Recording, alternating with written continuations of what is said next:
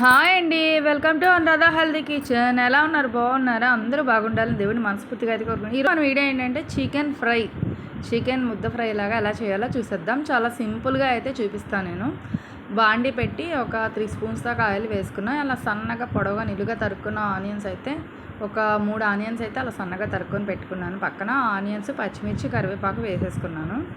ఇంకా తర్వాత మనం ఆనియన్స్ కొంచెం గోల్డెన్ కలర్ వచ్చి ఫ్రై అయిన తర్వాత చికెన్ వేయాలి. ఆనియన్స్తో పాటు చికెన్ కూడా బాగా ఉడికిపోతుంది. మనం చిన్న మంట అయితే పెట్టాలి. గ్యాస్ లో ఫ్లేమ్లో పెట్టి మనం అట్లా ఉడికించుకోవాలి కాసేపు అయితే కనుక.